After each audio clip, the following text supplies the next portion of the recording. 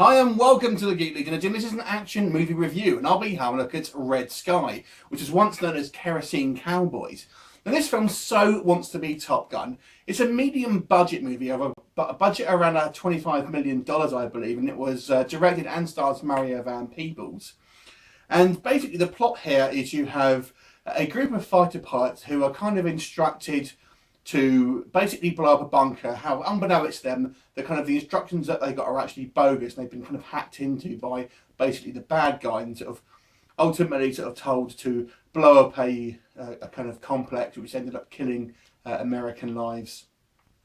And of course they're all disbanded. Some years later, questions started to get asked, and they basically get a chance to kind of clear their names by kind of fly this kind of rogue sort of black ops mission to try and destroy this kind of Rainmaker, which is this kind of weapon that is being developed like a kind of a weapon of mass destruction.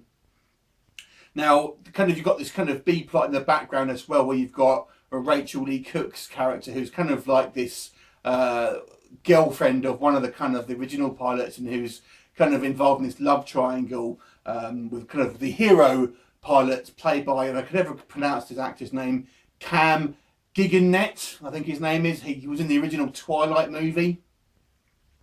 And that, to be honest with you, story is just kind of padding, to be quite honest, because obviously the aeroplane scenes, the fighter planes, are obviously what we're all here for, and that obviously takes up quite a lot of the budget. So this kind of almost like espionage sort of subplot, which kind of goes on for about the first half of this movie, is really just padding and not all that interesting.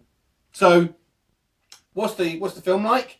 Okay, so look at the negatives first of all. So I've mentioned this guy Cam Giganet, and he plays a character, and you're not going to believe this guy's name. Christ knows why they called him this. Butch Masters. Yep, that's right. His actual name, or the character's name, is Butch Masters. And no, this isn't a gay porno movie. Let me remind you. Anyway, and I think this actor, to be honest with you, whilst he's not a particularly bad actor, he's just very bland, and this movie's no exception. And if you're kind of comparing this to Top Gun, there's not really that kind of its own sense of identity here, and there's very little sort of charisma by the majority of the actors here.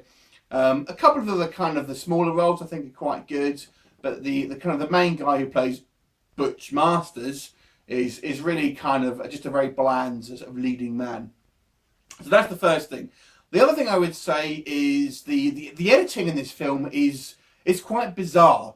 Now, it looks like it's fairly complex plot in regards to this kind of twos and fro's and this kind of like conspiracy bit that we kind of see more or less in the first sort of half of this movie, and it just seems to me like there's things missing from this film because it's a little bit incoherent, and the end, the sort of second half of this movie, where we actually kind of see most of the action, is again the editing is just a little bit confusing. You can't quite make out, who's fighting who and things like that.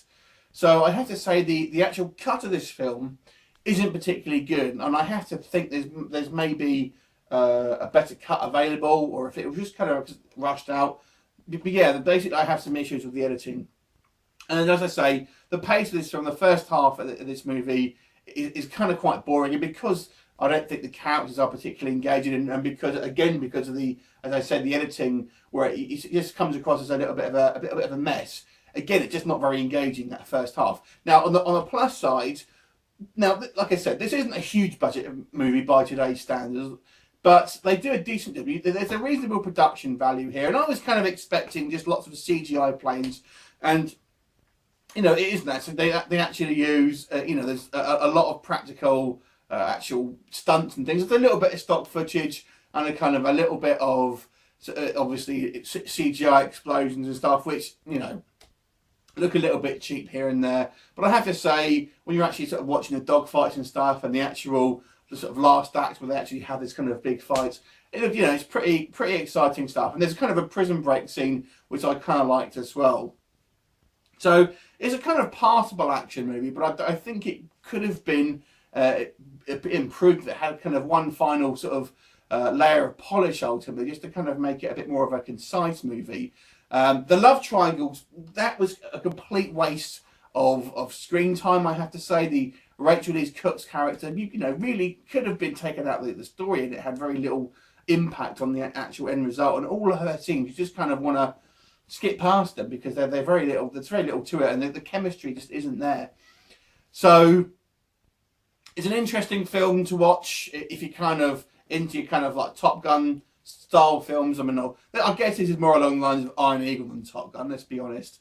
It was an okay action flick. I'm going to give this a slightly above average, 5.5. Have you seen it? What do you think? Leave me a comment. I will look forward to seeing you next time.